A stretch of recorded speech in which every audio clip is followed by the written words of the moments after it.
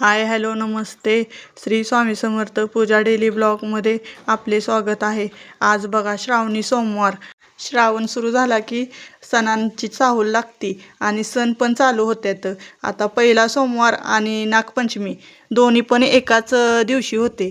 मग माझी देवाऱ्यावरची पूजा बघा कशी वाटते आज सांगा. आणि महादेवाला शिवमूठ तांदूळ अर्पण करा येणार नाही म्हणून मी बाहेरच ताटात निघालोय. जाऊन येतो महादेवाला, मग भेटू. येणार नाही म्हणून मी काय केलं, बाहेरच ताटातनी पिंडाची पूजा वगैरे करून घेतली आणि शिवमोठ बेलपत्री फुलं वगैरे अशी पूजा करून घेतली. कारण का म्हणलं आता सगळ्यांचे सोमवार आहेत. कसं असतंय पोरं देवाऱ्याच्या आतमध्ये सारखं असं मूठ वाहताना काय दुसऱ्या देवांना धक्का वगैरे लागू नये म्हणून मी सरळ आपलं बाहेरच पाटावर आपलं मांडून घेतलेलं. आणि परत बघा आम्ही सगळी मंदिरात चाललेलो महादेवाच्या. आणि तिथं मग जाताना माझ्या जावाही पण होत्या सगळ्या. आम्ही सगळी संगटच गेलो कारण का म्हणलं बरोबर गेल्यावर पूजा पण व्यवस्थित होती आणि एकामेकासोबत पण होतंय सगळी म्हणून गेलो. आणि हे बघा आमच्या इकडं पाऊसच नाही, कसलं पूर्ण वाळवंटच झालेलं आहे. आणि मंदिराच्या पुढचं बघा हे. आणि हे आमच्या घराच्या पाठीमागच्या बाजूला मंदिर आहे, म्हणजे थोडंसं लांब आहे पण आहे तिथं. मग आम्ही दरवर्षी ह्या महादेवालाच जातो. आणि आणि हे जुनं मंदिर आहे, लय वर्षापासून आहे. आणि इथं महाशिवरात्रीला आणि सोमवार श्रावणमधील सोमवार इथं भरपूर मोठी अशी पूजा म्हणजे केली जाते. श्रावणमध्ये इथं प्रसाद ह्याच्यामध्ये महाशिवरात्रीमध्ये इथं प्रसाद वगैरे पण बनवतात सगळीजण.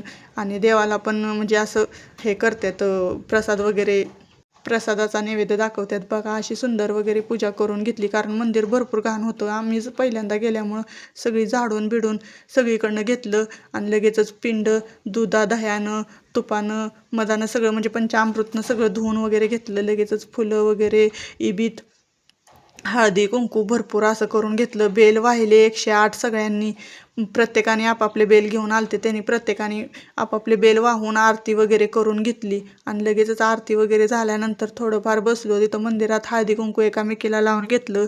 परत मग लय दिवसानंतर मंदिरात गेलतो. म्हणजे मी तर लय दिवसातनं गेलते. मला असं प्रसन्न एकदम वाटत होतं, मला असं वाटत होतं यूज नाही, इतकं भारी वाटत होतं. आणि पूजा आणि धीप धुपाचा वास तर एकच नंबर येत होता. मग आम्हाला आता शिवमूठ तांदूळ व्हायचं होतं म्हणून आम्ही सगळ्यांनी तांदूळ घेतलं. बघा आता शिवमूठ तांदूळ तर कोरडी वाहतच नाही ती. मग थोडंसं पाणी घेतलं आणि त्याच्यात म्हणजे पाणी घेऊनच वल्ली मूठ वाहतात म्हणून आम्ही सगळ्यांनी पाणी घेऊन वल्ली मूठ वाहिली. आणि कण्हेरीचं फूल, धोत्राची फुलं काय असतील ती आम्ही नेली. आमची म्हणजे आता कसं आहे, आता आम्ही रानात वगैरे राहतो त्याच्यामुळे भरपूर अशी फळं येते ती मग आम्ही घेऊन जातो. जाताना देवाला महादेवाला लागतात म्हणून. आणि तिथनं आल्यानंतर बघा घरातली कामं उरकली. तुम्हाला अजून ते थोडेफार व्हिडिओ ह्याच्यात घेतलेलेच नाही आहेत. आणि लगेचच अक्षराला म्हणलं दिंड वगैरे करून तिला म्हणलं तू वारुळाला जाऊन ये म्हणलं, कारण मी आदल्या दिवशी गेलती, मला घरात पण भरपूर कामं होती. मग तिनं गेली, दूध वगैरे अर्पण केलं, लगेचच पूजा वगैरे करून घेतली. आणि लगे मग दिंडांचा नैवेद्य दाखवून करून मग ती माघारी आली. आता म्हणली मम्मी कशी करू, मग मी म्हणलं जा दीदीला घेऊन जा. मग दोघींना मी पाठवलेलं, दोघी पण गेलत्या. बघा ही कशी पूजा करते. आणि तिला म्हणजे असं सुधरत नाही लवकर काय करावं आणि काय नाही. तिचं असं हळूहळू काम असते सगळं फास्टमध्ये, म्हणजे असं काय म्हणजे असं करू का तसं करू का असं असतंय तिचं. आणि काल गेलतो आम्ही त्याच वारुळाला, आज ह्या पण गेलत्या. आणि व्हिडिओ आपले कसे वाटतात ताईनं ते नक्की सांगत जावा.